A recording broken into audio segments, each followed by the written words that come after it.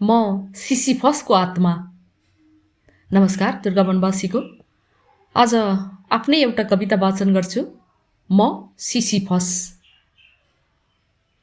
बालुवाको बन्जर धरती सिंचेर पसिनाको नदीले, बालुवाको बन्जर धरती सिंचेर पसिनाको नदीले जीवन उमार्न उद्यत रातो सूर्यको राफिलो अनि सुक्खा जर्जर मरुस्थलमा समेत हरियाली निर्माणमा कटिबद्ध हार कतै स्वीकार्य नहुने म दन्त्य कथाको सिसिफस। हार कतै स्वीकार्य नहुने म दन्त्य कथाको सिसिफस। हरेक पल्ट छालहरूद्वारा भत्काइएको बालुवाको घर उही लगनसाथ उसरी नै पुनः तयार गर्ने बाल्यकालको उही खेल उसरी नै खेलिरहनमा अझै उति नै पोख्त पराजित हुनै नचाहने म सिसिफसको अवचेतन। पराजित हुनै नचाहने म सिसिफसको अवचेतन।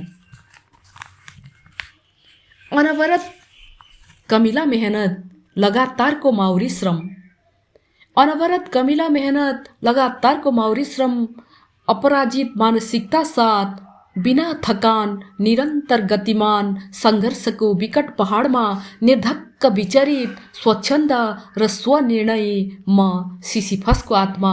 स्वच्छन्द र स्वनिर्णयी म सिसिफसको आत्मा।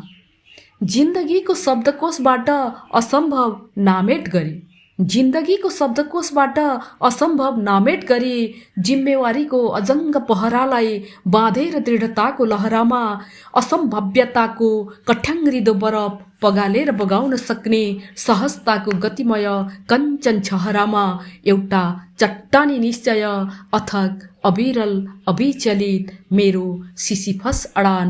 एउटा चट्टानी निश्चय अथक अविरल अविचलित मेरो सिसिफस अडान।